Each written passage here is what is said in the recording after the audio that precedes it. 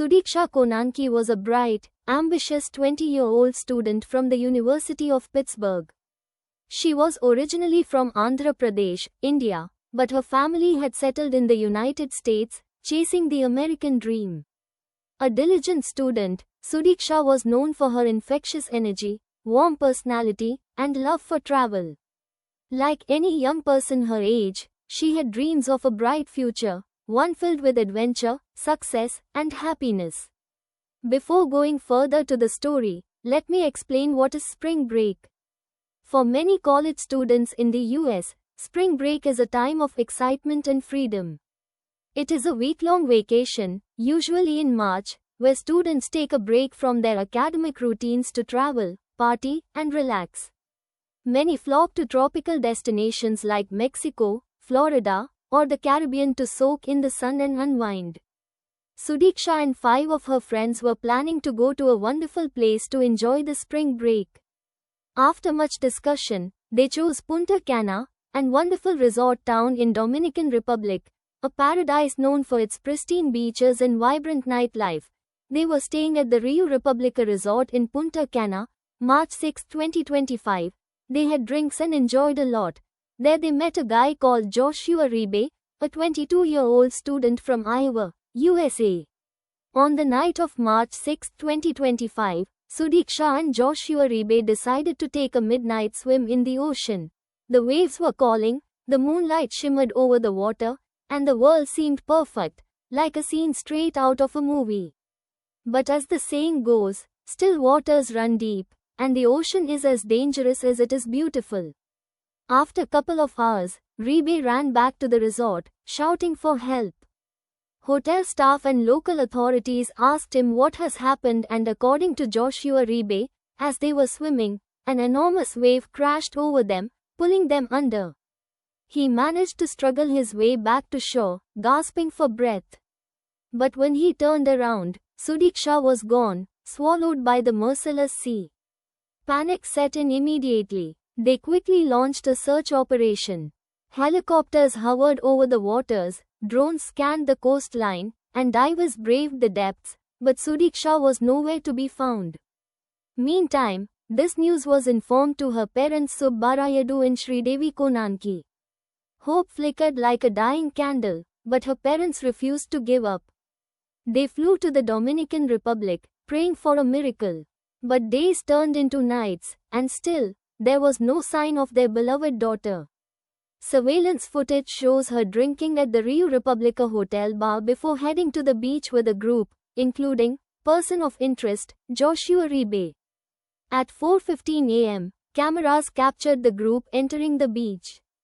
By 5 a.m., all but Ms. Konanki had returned. As with any mysterious disappearance, rumors and theories began to spread like wildfire. Some wondered if there was foul play involved. Could someone have abducted her? Did something sinister happen that night? Others believed she might have been caught in a powerful undercurrent, dragged far out to sea where no one could find her. For a brief moment, some even questioned Joshua Ribe. Could he have played a role in her vanishing? But after multiple police interrogations and lie detector tests, authorities cleared him of any wrongdoing. In the end, the most plausible explanation was also the most tragic: Sudiksha drowned. The ocean had claimed yet another soul, adding her name to the long list of victims who underestimated its power. No pain is greater than that of losing a child. Sudiksha's parents, once full of life and laughter, were now shadows of their former selves. Her mother broke down in front of the cameras, unable to accept the cruel twist of fate. Her father held back tears as he tried to remain strong for his family. As days passed without any breakthrough, they made the heartbreaking decision to legally declare their daughter dead. Without a body, without closure, they were left with only memories and an endless ache in their hearts. Legal declaration of death would allow the family to settle financial matters, such as college savings plans and insurance policies. Until a death certificate is issued, these remain in legal limbo. If the family were to pursue legal action, The declaration would determine the type of lawsuit and potential damages, even though the Konanki family has not indicated any plans to sue. Sudiksha's tragic fate serves as a reminder of how unpredictable life can be. One moment, you are laughing under the stars, and the next, you're gone, lost to the vast unknown. People asking why she went alone with him often frame it as reckless. It's not hard to see why. Late night, alcohol, a stranger, and the ocean's inherent risks don't mix well. The beach had red flags up, signaling dangerous conditions, and a power outage at the Rio Republica resort might have pushed people outside, amplifying the chaos. Sudiksha wasn't alone initially. She was with a group that included her 5 friends, but they left the beach around 4:55 a.m., leaving her with Rebay. Why they didn't stick together or check on her sooner is a fair question.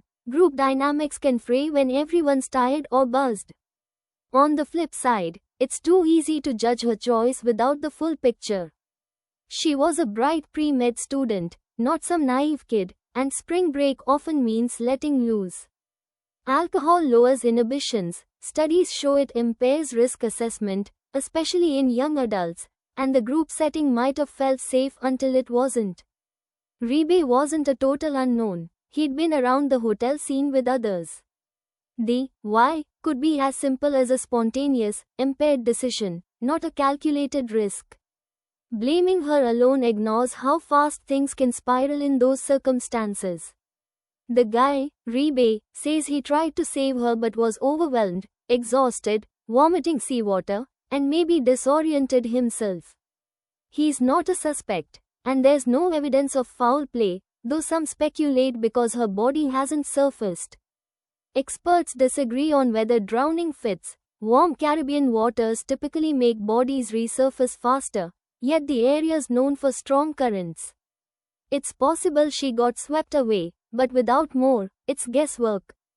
Ultimately, it's a tragic mess of factors: youth, alcohol, timing, and maybe bad luck.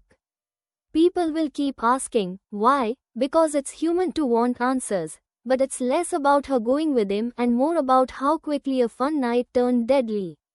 Her parents' pain, accepting she likely drowned, underscores the real loss here, not the debate over her choices. Konanki's case is reminiscent of the 2005 disappearance of 18-year-old Natalee Holloway. In 2012, an Alabama judge signed an order declaring Holloway legally dead. The teen's father had filed a petition to declare his daughter dead, 6 years after Holloway was last seen leaving a nightclub on the Caribbean island of Aruba with Joran van der Sloot and 2 other men. No one was charged in her disappearance, and her body has never been found, though van der Sloot later confessed to killing her. As you watch this video, take a moment to appreciate the people in your life. Hug your parents a little tighter, tell your friends you love them, and never take a single day for granted. Because at the end of the day, life is a journey with unexpected endings. Sudiksha Konanki should have been laughing with her friends, graduating, building a future, but instead, her name is now etched in sorrow. The waves that once danced in the moonlight now whisper her story, carrying it far and wide. May her soul rest in peace. Thanks for watching my take on this tragic story. What do you think happened that night?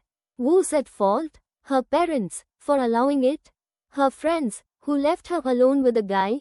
Or is it her own fault? Or it's her fate? Let me know in the comments. I'd love to hear your thoughts. If you feel this video is worthy and want to see more deep dives like this, please hit the like button and subscribe. It really motivates me to keep creating content for you all. See you in the next one.